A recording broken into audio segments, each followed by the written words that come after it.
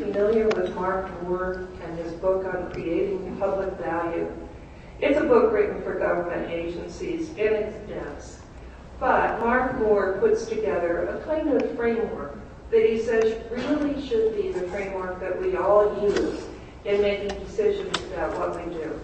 And if you can imagine, just a big triangle. And Moore says there are 3 points in that triangle, and that we want to make our decisions, our programs, our activities fit within that framework. So, what's on the corners? On the bottom line here, I will put mission and goals, just what I said. Who are you? And on the other corner, I will put resources. Do you have the money to do it, the staff to do it, the assets to do it? And I will say that these are very often the only 2 poles that are considered thoughtfully when we do exhibits, historically. And let me explain to you. I worked at Chester County Historical Society. Our mission was to interpret, collect, and all that good stuff. And so this would fit into our mission. And over here, among our collections, were an incredible array of teapots used in the 19th century. And we had staff that really knew about those teapots, had scholarship up, way heavy scholarship. And so a decision was made, we would do an exhibit about Chester County teapots. Lovely. What about the third point of the triangle? That third point of the triangle is your public need, your authorizing entity. That public that says, wow, all my life I wanted to learn about 19th century. So that would be awfully close to that line. If we wanted to move it to the center, well then maybe we would talk about changes in dining. I don't know what the subject might be, but something that moves closer to what the public needed. And another great example from that same institution. We had archival records of a huge political fight in the town of Westchester.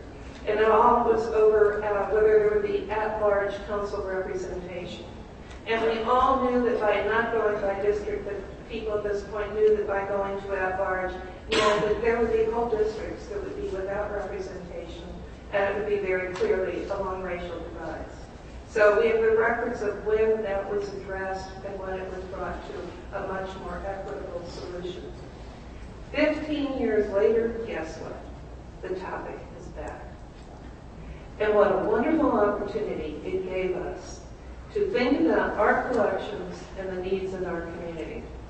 And so with the help of a very creative young man, we developed a very brief play that we presented to the public, and we drew from the documents and represented the arguments that had taken place under the leadership of Byron Rustin, who was an extraordinary leader in that whole area of our civil rights movement.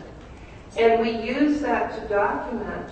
We entertained, we did all the right things, but we used it to raise the issue in a public forum. And that was truly being modern for us and working within Mark Moore's wonderful triangle.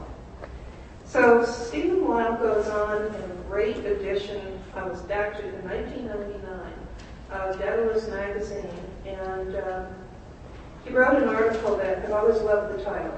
It was called From Being About Something to Being For Somebody. And he subtitled it, The Ongoing Transformation of the American Museum. And in there, he really does, again, address that our critical role is in the service that we can provide through the powerful collections and knowledge that we have to our public. And he says, the opportunity to be,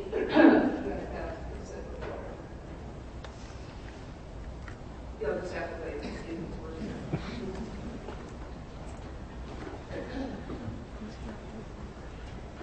The opportunity to be of profound service, the opportunity that museums truly have to use their competencies in collecting, studying, and interpreting objects to enrich the quality of individual lives and to enhance their community's well-being, must certainly outdazzle any satisfactions that the old salvage and warehouse business, not a complimentary way of referring to traditional museums, but it could ever have offered. Here we have something, a respectful way to bring old into new. So let's go back now for a second to that framework and to those two cardinal things that I think need to guide change. And I want to talk for a moment about mission. Would you all like to get up and recite your institutional mission? My guess is there are a few of you that have very short ones. It was a fad for a while there. It had to be on a t-shirt, pin on a t-shirt or on a business card. Some of you have multiple pages. We do it by this and by that. Some of you may be deeply familiar with your missions, and others of you, well, I kind of know why we're here. But in fact, over the last several years, there have been a lot of articles about mission. And most of them say that for years and years and years, our mission said something like, our museum, our mission is to collect, to research, to preserve, to exhibit, to interpret, and then the endings would be different. It could be the history of a region, or the finest of modern art, or the story of the natural world. And what has been written since then is, wait a minute, these are not a mission. Do these words describe a mission, or do they describe core activities of a museum? The real issue of mission is for whom and for what purpose. And those of you who do not mention that public, that for whom or for what purpose right now, if there is a single message I can present here, it's go back to your institution and work through how you would want to rephrase your mission to address the for whom and the for what purpose. It will be an exercise of really great influence. So when Stephen Weil says that we are about the public, building public good, he might use the word, he often did use the word, usefulness. I threw that word into a meeting of the council at AASLH and thought things were going to be thrown to me. What? A museum being useful? Wait a minute, we're the font of intellectual knowledge. Well, how do you make that useful? Relevance, public good.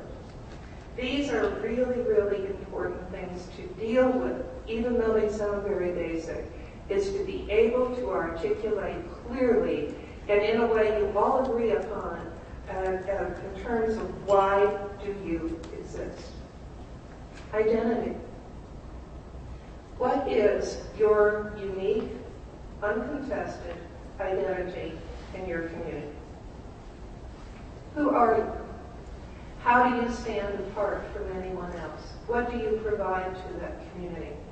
Again, in Old Sturbridge Village, we arrived at the fact that we were the only museum, perhaps in the world, that interpreted early 18th century rural New England history. Oh, isn't that special? It was a question of why? For whom? What do we do with that?